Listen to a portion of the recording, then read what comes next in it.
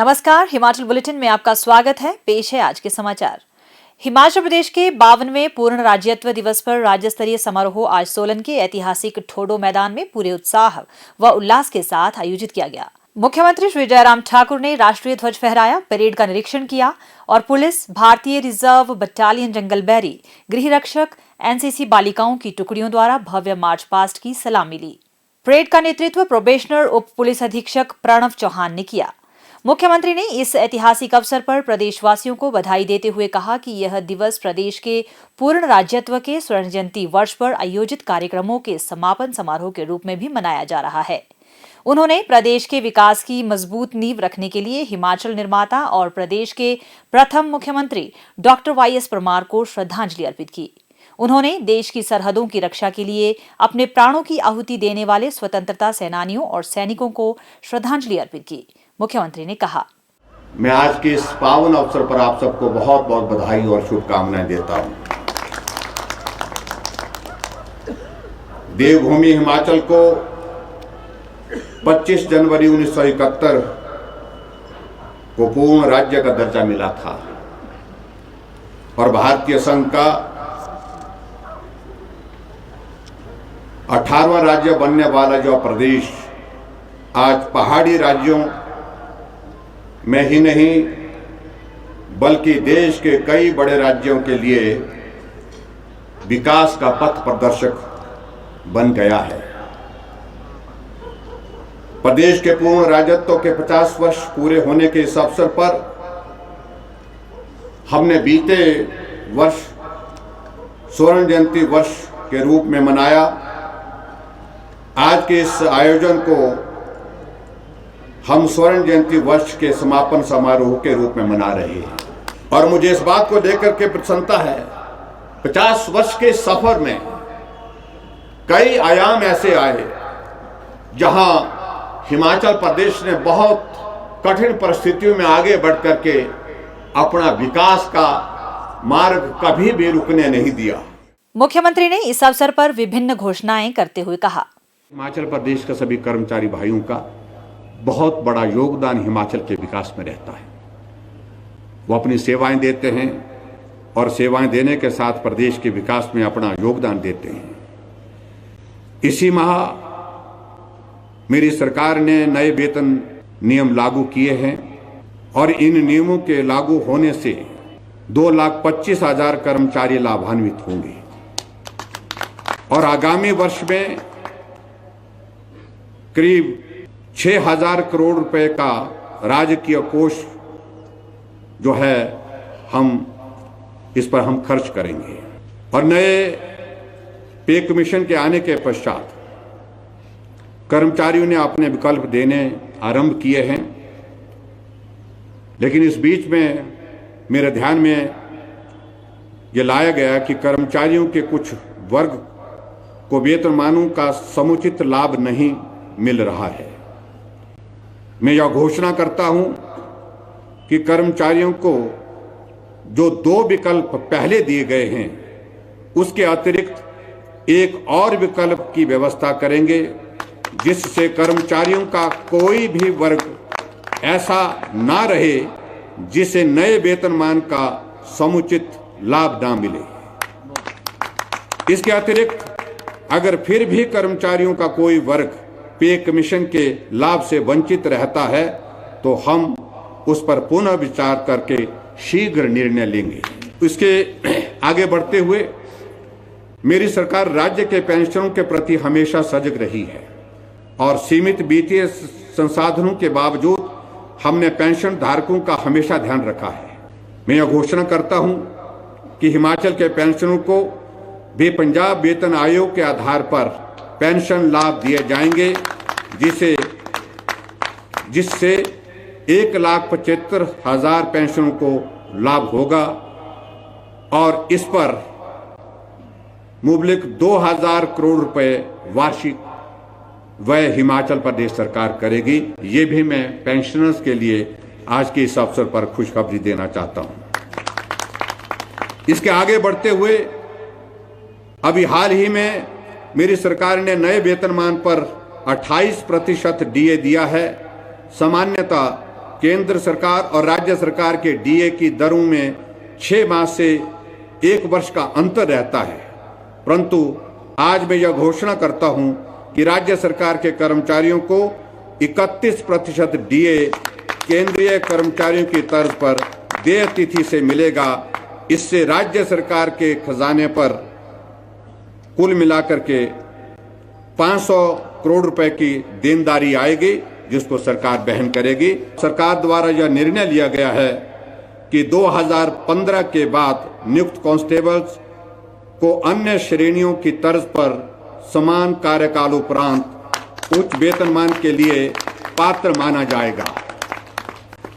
जो कांस्टेबल्स उच्च वेतनमान के लिए पात्र हो गए हैं, उन्हें प्री रिवाइज्ड स्केल के अनुसार उच्च वेतनमान का लाभ तुरंत प्रभाव से दिया जाएगा। इसके लिए विस्तृत निर्देश शीघ्र जारी किए जाएंगे।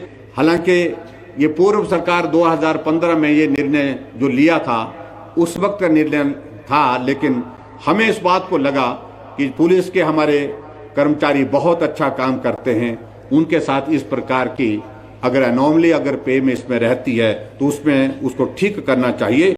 हमारी सरकार द्वारा विभिन्न प्रकार की कल्याणकारी योजनाओं के अंतर्गत वृद्धा पेंशन, अपंग राहत भत्ता, विधवा परित्यक्ता एकल नारी पेंशन, स्वर्ण जयंती आश्रय योजना, मदर टेरेसा असहाय मातृ संबल योजना, मुख्यमंत्री कन्यादान योजना, महिलाओं के स्वरोजगार हेतु सहायता योजना तथा अनुवर्ती योजना के अंतर्गत पात्र व्यक्तियों को आर्थिक सहायता प्रदान की जा रही है। वर्तमान में पात्रता के लिए आय सीमा 35,000 रुपये निर्धारित है। ये काफी अरसे से, लंबे समय से 35,000 की जो आय सीमा है, इसको बढ़ाना चाहिए। बार बार हमको इस बात के लिए आग्रह आता था। बहुत सारे लोग जिनको जो पात्र लगते हैं हमको, उनको मदद नहीं हो पाती थी क्योंकि आय सीमा 35,000 रुपये उसमें निर्धारित थी। समय के अंतराल के साथ वर्तमान परिप्रेक्ष्य को ध्यान में रखते हुए इस आय सीमा को मैं 35,000 से बढ़ा करके 50,000 करने की घोषणा करता हूं, और इससे मुझे लगता है कि बहुत सारे लोग जो उसमें लाभान्वित होंगे। इससे लगभग 1 लाख अतिरिक्त लाभार्थियों को लाभ होगा और 125 करोड़ रुपए से ज्यादा लाभ समाज के उस गरीब वर्ग के लिए होगा जो इस आय सीमा, पुरानी आय सीमा के कारण वंचित हो रहा था। इससे आगे बढ़ते हुए एक बात और मैं कहना चाहता हूं कि हमारी सरकार की प्रतिबद्धता हमेशा समाज के निम्न आय वर्ग के प्रति रही है। अपने इन्हीं प्रयासों को आगे बढ़ाते हुए आज मैं यह घोषणा करता हूं, प्रदेश के घरेलू उपभोक्ता जिनकी बिजली की खपत 60 यूनिट प्रति माह तक है, उनसे अब प्रति यूनिट बिजली का कोई भी शुल्क नहीं लिया जाएगा, बिजली का कोई किराया नहीं लिया जाएगा। जिनकी 60 यूनिट तक बिजली की कंजम्पशन है, उन्हें प्रति यूनिट बिजली खपत की 0 कॉस्ट लगेगी। इसके साथ वे घरेलू उपभोक्ता जिनकी बिजली की खपत 125 यूनिट तक की है, उनसे प्रति यूनिट कॉस्ट केवल 1 रुपए ली जाएगी, जो कि पहले 1 रुपए 90 पैसे होती थी, अब उसमें से सिर्फ 1 रुपए ली जाएगी। ये भी मैं आज के इस अवसर पर आपके बीच में घोषणा करता हूं, और इसके माध्यम से 11 लाख घरेलू उपभोक्ताओं को सरकार की इस निर्णय से इसका लाभ मिलेगा, और इस राहत को प्रदान करने के लिए सरकार 60 करोड़ रुपए अतिरिक्त व्यय करेगी। और उसके साथ साथ में मुझे इस बात को लेकर के भी प्रसन्नता है, प्रदेश में किसानों को राहत देने के लिए बिजली की वर्तमान प्रति यूनिट कॉस्ट को भी मैं 50 पैसे से घटा करके 30 पैसे की करने की घोषणा करता हूं। ये भी हमारे किसानों की ओर से बहुत बार आग्रह आ रहा था, जिनके ट्यूबवेल लगे हैं, और उस तरह से वो सारी चीज़ों को लेकर के हमेशा हमसे मांग करते थे। और किसानों का बहुत बड़ा योगदान आज के दौर में जो है हिमाचल प्रदेश के और देश के विकास में है, उस दृष्टि से ये महत्वपूर्ण जो चीज़ें मुझे आज घोषणा के रूप में आपके समक्ष रखनी थी वो मैंने रखी हैं। और बहुत जल्दी आने वाले समय में हमारा बजट सत्र भी आ रहा है। बजट सत्र में हमारी कोशिश होगी हिमाचल विकास की राह पर जिस प्रकार से तेज गति से आगे बढ़ रहा है उसमें और गति मिले, हम विकास के नए आयाम छुएं, इस बात को सुनिश्चित करने के लिए हम सब लोग प्रयत्नशील हैं। आप सबका हिमाचल प्रदेश सरकार को हर वक्त सहयोग मिला है और समर्थन मिला है, आशीर्वाद मिला है। मैं अब उसके लिए आप सबका बहुत आभारी हूं। विशेष तौर से आज के इस दौर में, कोविड के इस दौर में हमारे सारे कोरोना वॉरियर, जिसमें डॉक्टर्स हैं, पैरामेडिकल स्टाफ है, नर्सिस हैं, हमारे सफाई कर्मचारी हैं, फ्रंटलाइन वर्कर्स हैं, जिसमें पुलिस शामिल है, जिसमें हमारे होमगार्ड के जवान शामिल है, दूसरे सभी लोग जितने भी फ्रंटलाइन वर्कर में आते हैं, उन सब लोगों ने अपने जीवन को जोखिम में डाल करके बहुत बेहतरीन सेवा की है प्रदेश के लोगों को संकट में, और उसके लिए मैं उन सब का एक बार हृदय से आभार व्यक्त करता हूं। श्री जयराम ठाकुर ने कहा कि कोरोना महामारी के बावजूद वर्तमान राज्य सरकार ने प्रदेश के सर्वांगीण विकास के लिए नई उमंग व अभिनव विचारों के साथ कार्य किया है। संतुलित व सर्वांगीण विकास तथा समाज के सभी वर्गों के कल्याण के लिए प्रधानमंत्री श्री नरेंद्र मोदी के सबका साथ, सबका विकास, सबका विश्वास, सबका प्रयास के मूल मंत्र को आत्मसात करके वर्तमान प्रदेश सरकार ने हिमाचल को विकास की नई ऊंचाइयां प्रदान की है। मुख्यमंत्री ने कहा कि राज्य सरकार ने अब तक के अपने 4 वर्षों के कार्यकाल के दौरान प्रदेश की आर्थिकी के सुदृढ़ीकरण, वृद्धजनों को सामाजिक सुरक्षा प्रदान करने, युवाओं के लिए रोजगार व स्वरोजगार के अवसर सृजित करने, महिला सुरक्षा और उनका सामाजिक आर्थिक उत्थान सुनिश्चित करने, किसानों व बागवानों और समाज के पिछड़े वर्गों की समृद्धि के लिए गंभीरतापूर्वक प्रयास किए हैं। पिछले 4 वर्षों के दौरान 3108 किलोमीटर लंबी सड़कों और 240 पुलों का निर्माण किया गया है तथा 321 गांवों को सड़क सुविधा प्रदान की गई।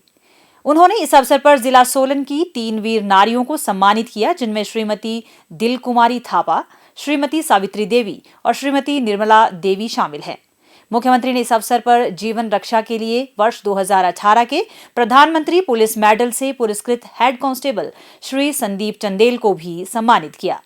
मुख्यमंत्री ने बाद में विभिन्न विभागों द्वारा लगाई गई प्रदर्शनी का शुभारंभ किया तथा इसमें गहरी रुचि दिखाई। इस अवसर पर रंगारंग सांस्कृतिक कार्यक्रम भी प्रस्तुत किया गया। कोरोना से डरो ना, कोरोना ने हिला दी दुनिया, तुम कोरोना से डरो ना, बहुत जरूरी अगर हो जाना, बहुत जरूरी अगर हो जाना, ढंग से मास्क लगाना, मास्क लगाना, तुम कोरोना से डरो ना। स्वास्थ्य एवं परिवार कल्याण विभाग द्वारा दोपहर 2 बजे जारी बुलेटिन के अनुसार प्रदेश में कोरोना संक्रमण की जांच के लिए आज 1268 लोगों के सैंपल लिए गए, जिनमें से 99 लोगों की रिपोर्ट नेगेटिव पाई गई है, जबकि 1121 लोगों की रिपोर्ट आना बाकी है।